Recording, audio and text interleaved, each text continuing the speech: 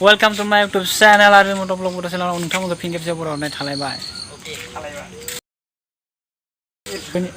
लोगोनियाव फैदोंमोन दाखालि लोगोआ सेफायना होनाया नै पुरा हाना मन्दिराव बानायबाय आरो गारिखौ मा होनो उपाय गैया। बिदिनो जोंनिया घरायदो गिदिंबाय थानो लागा जायो नालाय आरो खिजा बिथां नोङासे प्रणबमोननि गामिनि आरो नैखिजा दङ बिजय जोंनिया बेस्ट पार्टनार सासे फिसाला मोनबाय पुरा भाग्यआ मोजांनिया आरो एनएस फैदो दासो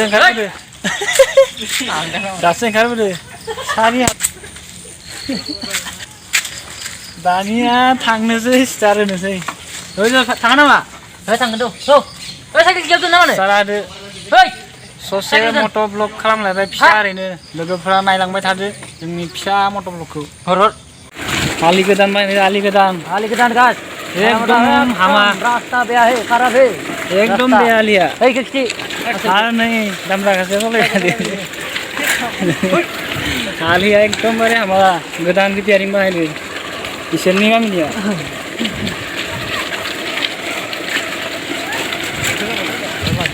गोदान बानायगोन नालाय नायनि आं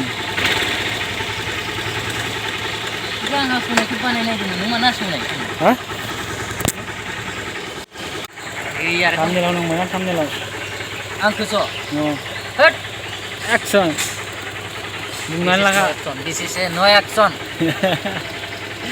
माबा नांगौ नोंनो आं एसे गोदोर ना आं एसे गोदोर नालाय कमेन्ट हरबानो जाबाय बिराद साफा सेंग्राया ओंखारबाय सासेया न' सिंनिफ्राय जों साथामबो होख्लायलांसै ससे जदो दांला जोब्बाय सुवा जाजोब्बाय बे खानाया जबाय आंबो जनोसै ओके रेडी रेडी है ओके चलते चलो 3 2 1 पहले जाओ 1 2 3 4 टीम आने आलिया टीम ना आई एम राइडिंग भाई I am riding man okay नोंमोनना कमेन्ट हरताव I am rider okay I am rider boy I am rider man subscribe खालामना था अभी गाड़ी चला रहा है ना हम लोग ओरैनो मटर ब्लग पे फिसा इंटरेस्टिं थांबाय आरो खाथामदो थांबाय आरो अच्छे से राइडिंग करते दे भाई लो अच्छे से राइडिंग करते दे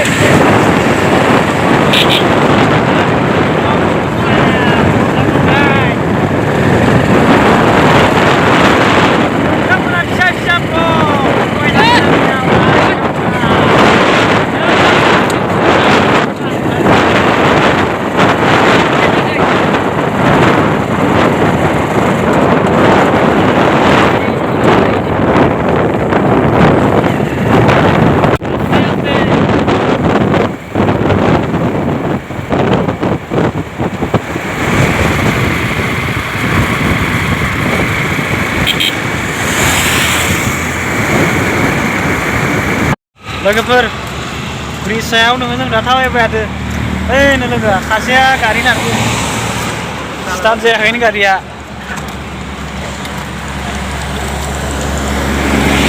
नायना नोंथांमोना ब्रिजखौ मोना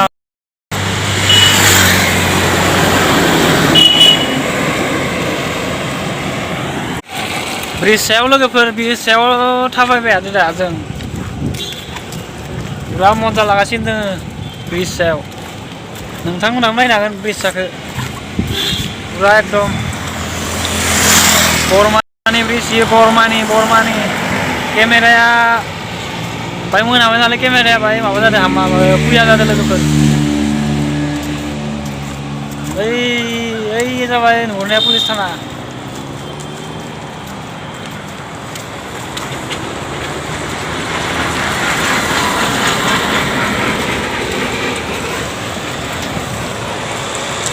मा बुंनो लोगोफोर